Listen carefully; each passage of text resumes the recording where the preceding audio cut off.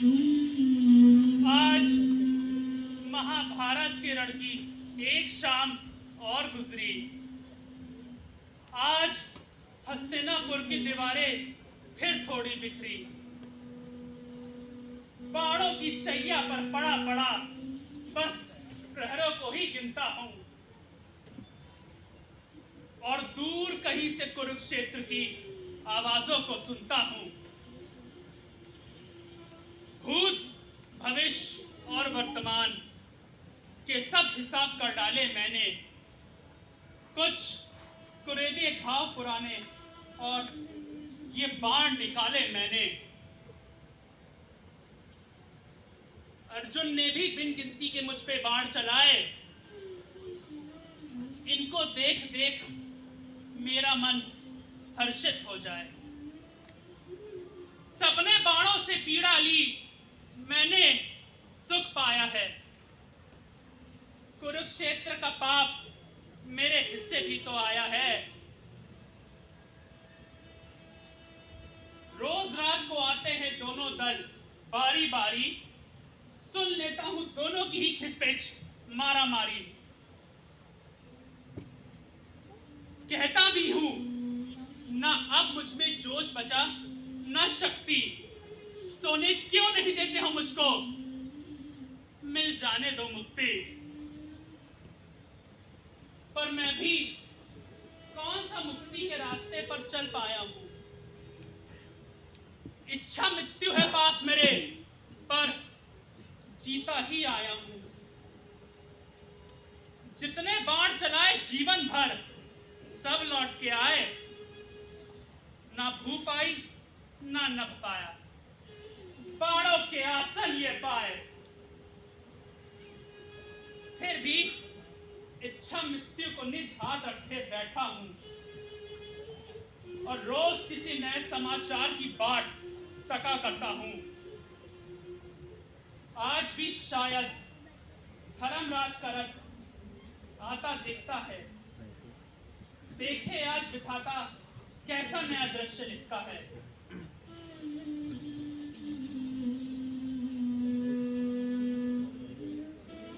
आओ धर्म के संरक्षक तुम, आओ प्रिय युधिष्ठिर, थोड़ा सा विश्राम करो और कहो कुशल मंगल फिर। हे पितामह, मैं ही आया हूं, कैसे आपने जाना? क्या मेरे बुरे भाग्य ने सूचित कर दिया मेरा आना? बुरा भाग्य कब सूचित करता है कि वो आया है? सबने उसके आने के पश्चात उसे पाया है। तुम कहो, महाभारत से ज्यादा भाग्य बुरा क्या होगा? किसने इससे पहले ऐसे रण का सोचा होगा? पर ये सारी चर्चाएं तो हम पहले भी करते आए हैं। तुम कहो, आज रण में किस किस ने प्राण गंवाए हैं? गांधारी के बेटों की संख्या आज भी क्या कल जितनी है? तुम्हारे भाई कैसे हैं? सेना की संख्या कितनी है?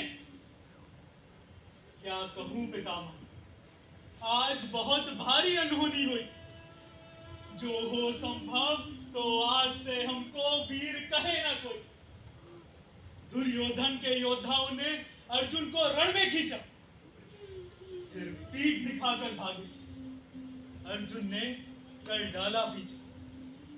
वहां लांग रहा था अर्जुन मेरा मरुथल नदिया नाला, और यहां द्रोण गुरु ने कुरुक्षेत्र में चक्रव्यूह रच डाला। चक्रव्यूह का युद्ध हम सबके लिए नया था। अर्जुन ही ज्ञाता था उसका, पर वो तो दूर गया। ये कैसी विद्वान पड़ी, अब कौन इसे तोड़ेगा? आज तो कौरव दल अवसर का लाभ नहीं छोड़ेगा। फिर संवादों के दौर चले, पर कोई ना आगे आ पाया। ना भीम नकुल ना मेरे बस में थी ऐसी माया। अब कौन संभालेगा इस रण को? ये कैसा संकट आया। ना ध्रुपद राज ना धृष्टद्युम्न, सबने था शीश झुकाया। पीछे से जयकार होगी, धर्मराज की जय। मेरे रहते इस चक्रव्यूह का ना किसी को कोई भय हो। जो पहचाने इस सभा में मुझको, उनसे भी कहता हूं, जो ना पहचाने वो भी सुन ले, अर्जुन का बेटा हूं। मां के पेट में चक्रव्यूह का भेदन ज्ञान सुना था। पिताश्री ने चावल के दानों से व्यूह बुना था। तब मां को बतलाया था भीतर जाने का सब जौहर, और कान लगाकर सुनता था मैं मात गर्भ के भीतर। जब बचपन में सब साथी कंचों से खेला करते थे, तब मेरे मन में चक्रव्यूह के द्वार खुला करते थे। हे तात, आप बस 4 रथी और 4 महारथी दे दें, फिर देखें कैसे चक्रव्यूह को कुछ क्षण में हम भेदें। पर ध्यान रहे, जब वापस आने की रणनीति आई, पिताश्री ने माता को बाहर की राह बताई। तब मेरी भोली माता को निद्रा ने आकर घेरा, और आधा ही हो पाया उस दिन व्यूह ज्ञान वो मेरा। अब तोड़ के 7 दरवाजे मैं भीतर तो ले जाऊंगा, पर पता नहीं उस चक्रव्यूह से बाहर कैसे आऊंगा।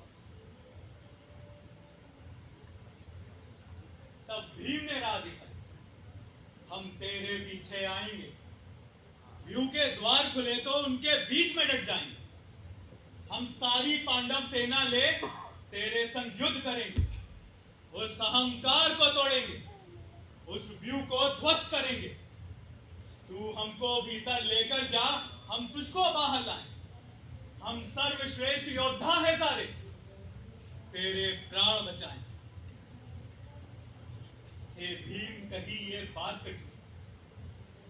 ये 16 साल का बालक है और अर्जुन नहीं है यहाँ, तो तू ही इसका पालक है।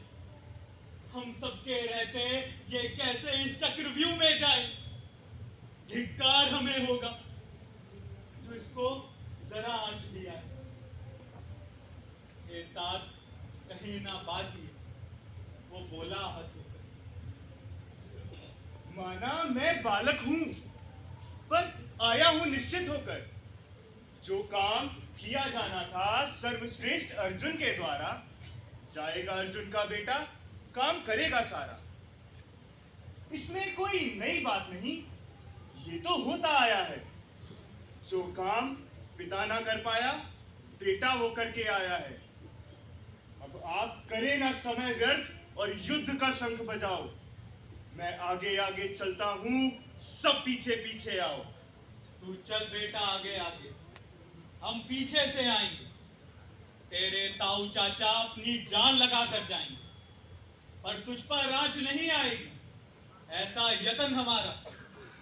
तेरी रक्षा आज करेगा पांडव कुल ये सारा। फिर उसके सारथी ने अपने स्वामी से कहा, प्रभु, ये कैसा दुर्लभ कार्य लिया है। चक्रव्यूह है वहां प्रभु, वहां शिष्य हैं 2 गुरु परशुराम के, एक गदाधारी यम है, दुशासन सा दानव एक, ना अश्वत्थामा ही कम है।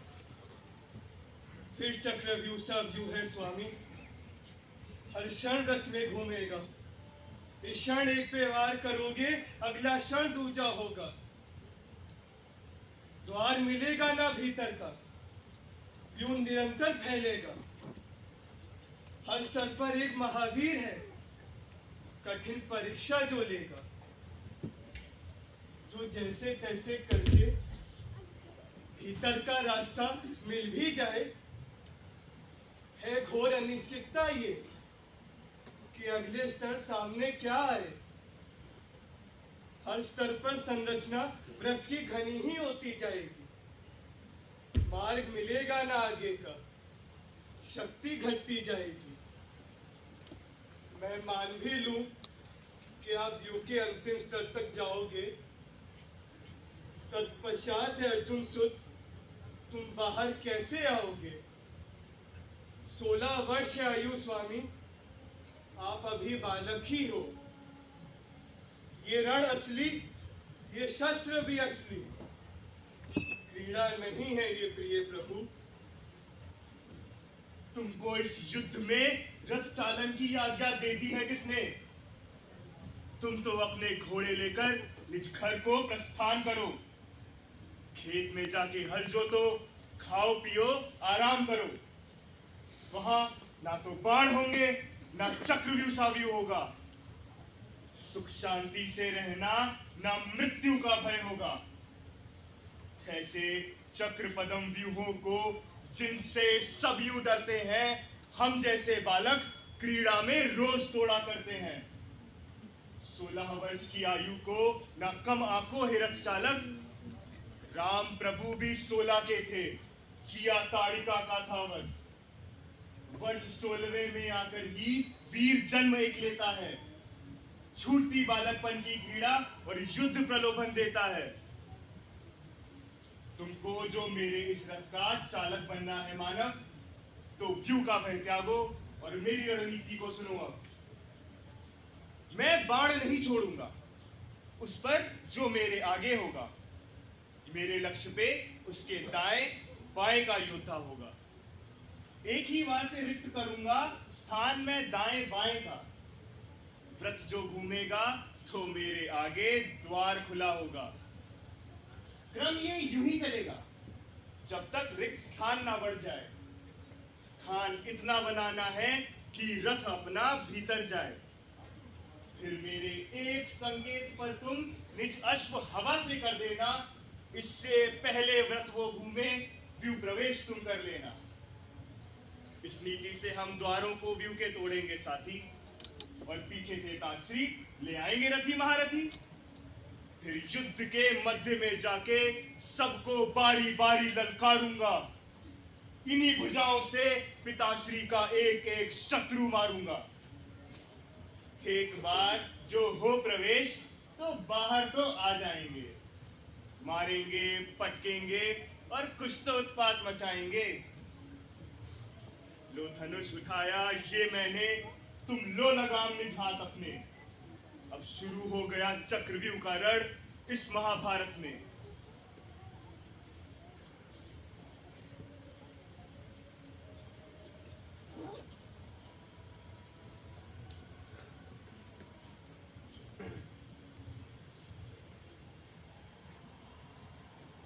फिर पितामह वो गर्जा ऐसे जैसे शेर दहाड़ा बनी, और हवा हो गया धूल उड़ाता ओझल दो ही क्षण।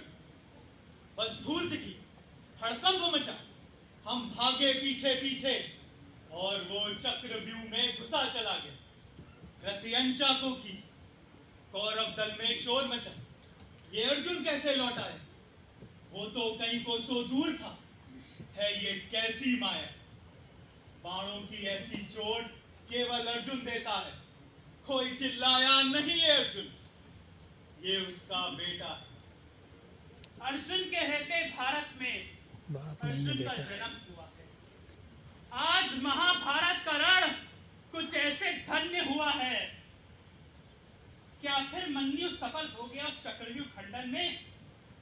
हे धर्मराज, तुम कहो आगे क्या हुआ महाभारत रण में? क्या महाभारत? क्यों महाभारत? आज पुनः सोचूंगा, या अपने दल में दूजा अभिमन्यु खोजूंगा। देखने वाले बतलाते हैं जब मन्यु गुर्र आया था, उन 7 भेड़ियों के भीतर का भय भी थर्राया था। जब तक प्रत्यंचा पर वो कोई बाण चढ़ा पाते थे, उससे पहले प्रत्यंचा को कटा हुआ पाते थे। एक ही क्षण में उस पर 7 अस्त्र फेंके जाते थे, पर दूजे ही क्षण 7 अपना उत्तर भी पाते थे। हर कोई सोचे ये तो बस मुझको ही बांध रहा, फिर कैसे और 6 वीरों को साध रहा। द्रोण गुरु ने उसे तब व्रतवंचित कर डाला। शेष सभी ने व्रत बनाकर घेरा सा डाला। तब धूल झाड़कर ताल ठोककर चक्र साध कर उसने ये कहा, गुरु और कुरुश्रेष्ठ, ये युद्ध सिखाया किसने?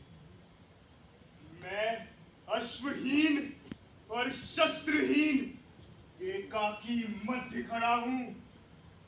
आयु भी सबको ज्ञात है मेरी, कितना हुआ बड़ा हूं।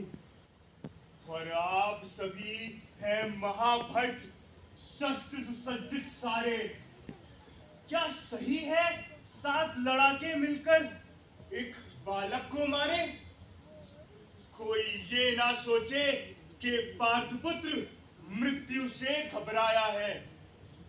युद्ध के निश्चय से ही मैंने ये चक्र उठाया है।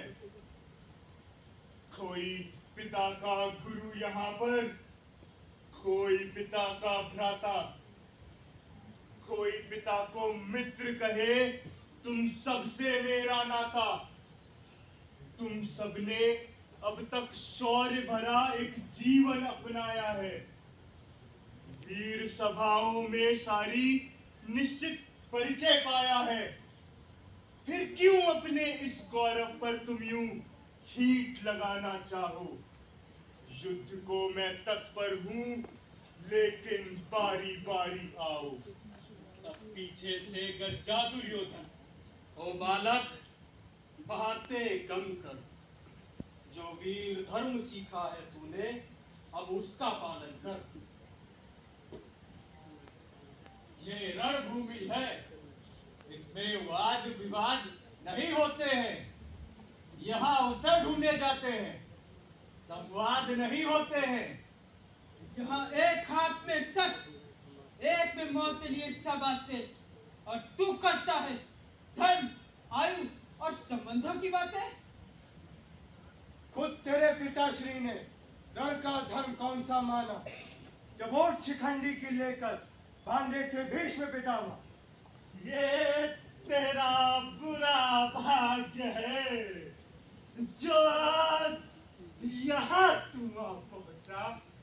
पर कैसा है वो राजा जिसने इतना भी ना सोचा? 7 शेर थे खड़े जहां, तुझे भेज दिया एकाकी।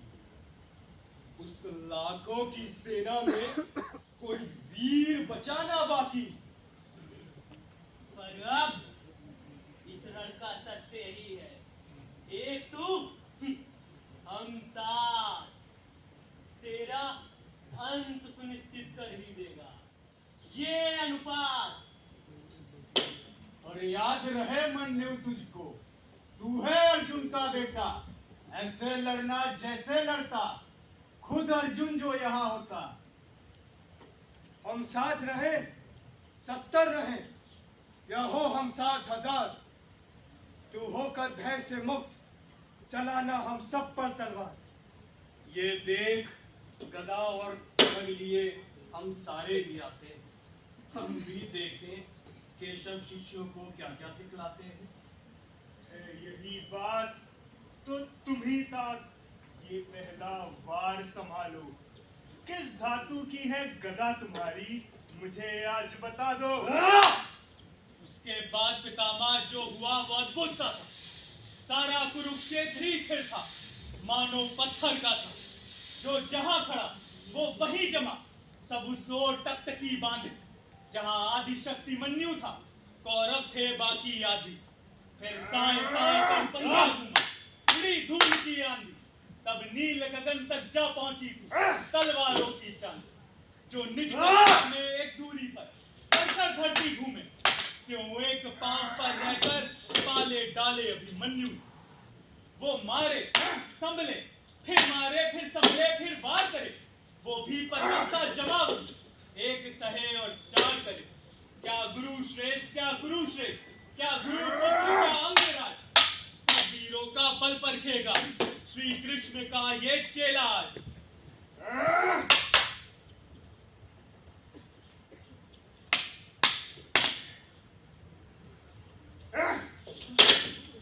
शक्ति की तुला ऊपर नीचे दोनों ही दल में ठोसे। एक में एकाकी मंडल, कूजे में 7 मारेगा। कोई आगे से, कोई पीछे से, कोई दाएं से, तो कोई बाएं से। सब टूट पड़े उस बालक पर भूखे से खिसियाए से। कोई नोक चुभावे तीरों की तो कोई तलवारों से वार करे, कोई दूर खड़ा भाला मारे तो कोई गदा से ठोस प्रहार करे। पर उसका पहिया भी अद्भुत था, सहता गया वार पर वार और उचित उत्तर भी देता। कभी इधर मार, कभी उधर मार। तब कान को छूकर उड़ जाता, तब कंधे को छन्ना जाता। जिसकी छाती लग जाता, 7 कदम पीछे जाता। इस युद्ध का अंत नहीं होगा, ये यूं ही चलता जाएगा। सृष्टि के अंतिम दिन तक ये अभिमन्यु लड़ता जाएगा।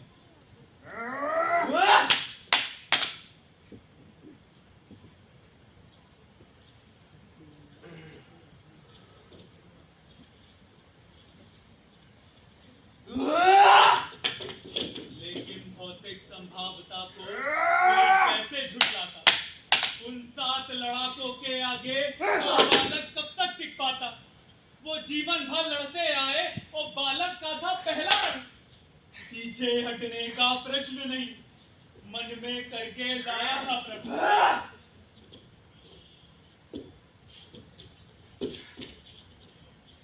पर अब उसके बाद की चोट हल्की सी पड़ती जाती थी। धुंधली आंखें अब आते वारों को ना पड़ पाती थी। हाथ पांव भी शिथिल हुए और रक्त कोश भी रिक्त हुआ। वो अपने रक्त के गारे में वही पांव जमा स्थापित हुआ। काठी कितनी भी मोटी, लोहे को कब तक झेलेगी? वो जान गया था ये घड़ी आज उसका जीवन ले लेगी। मृत्यु को आता निकट देख उसने अंतिम हुंकार किया। फिर सारी शक्ति एकत्रित कर वो पहिया देकर मार दिया। दुर्योधन इसी ताक में था। वो उसी ओर को आ कूद गया। ऐसा ठोस प्रहार किया कि वो पहिया जर्जर टूट गया। उस पहिए की काठी टूटी तो ऐसा भीषण नाद उठा, बिजली कौंधी हर देही में, हृदय में झंझावात।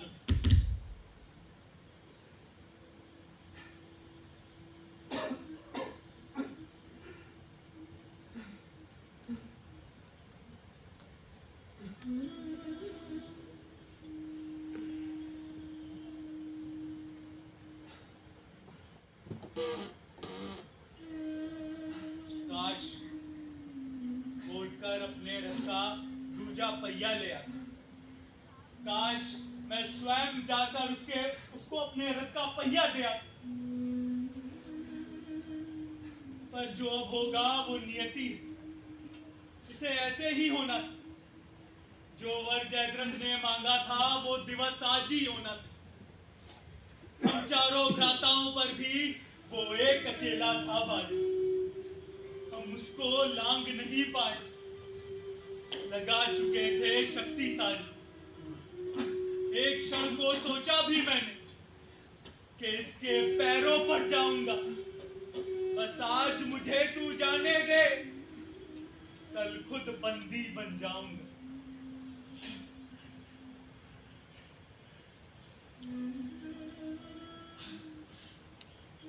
लेकिन भिक्षा में मांगी रक्षा को ये वीर नहीं स्वीकारेगा। ये अर्जुन का बेटा है, ये मारेगा या मर जाएगा। और मूक बधिर बन खड़े हैं वो भी जिनके हाथों तलवारें। सबके मन में शंकाएं हैं, पढ़ के मारे या ना मारे। कोई आगे ना बढ़े, अभी इसमें कुछ सांसें बाकी है। टूटा है बस रथ का पहिया, बाकी हिस्से तो बाकी। निज रथ की अंतिम बूंद को भी ये यही बहा कर जाएगा। ये अर्जुन का बेटा है, ये मारेगा या मर जाएगा। दुशासन तब तक भाग गया कि वो अफसर अब आ पहुंचा। अगले ही क्षण उसका भाला छाती के भीतर जा पहुंचा। फिर बारी बारी कर सबने गुरु के धड़ को भेद दिया। आखिरकार चूहों ने कुतर कुतर उस हिम पर्वत को छेद दिया।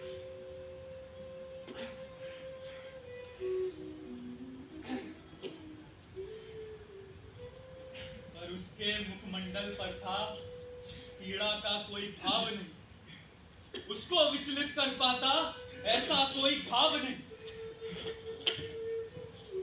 तब शत्रु डर कर दूर हुआ।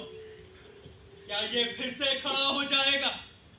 क्या खींच के अपनी छाती से हम पर तलवार चलाएगा?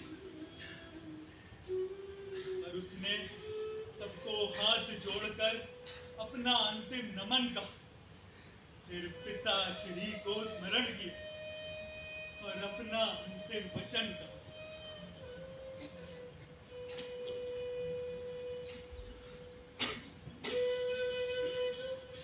हे पिताश्री, कल आप जब इस रणभूमि में आएंगे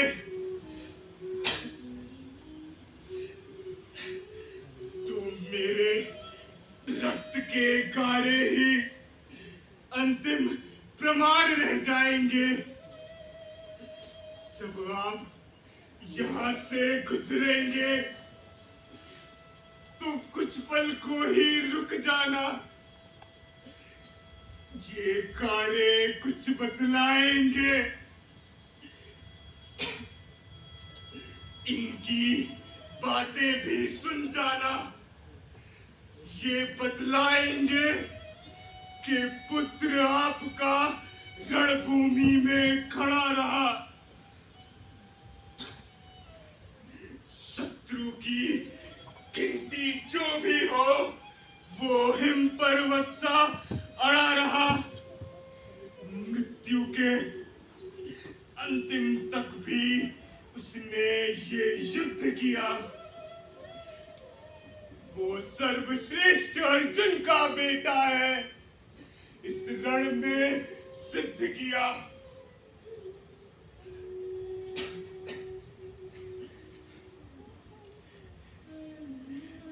कल आपकी सेना की संख्या तो 1 से कम हो जाएगी, पर मेरी अनुपस्थिति कोई बड़ी कमी ना लाएगी। मैं तो साधारण सैनिक था, जो कर सकता था वही किया। पर दुख है, आपके सैनिक ने कुछ अति महत्वपूर्ण नहीं किया। इस धर्म युद्ध के मंचन में मेरा पात्र यही तक था। स्वीकार करे अंतिम प्रणाम और अब दे चलने की आज्ञा।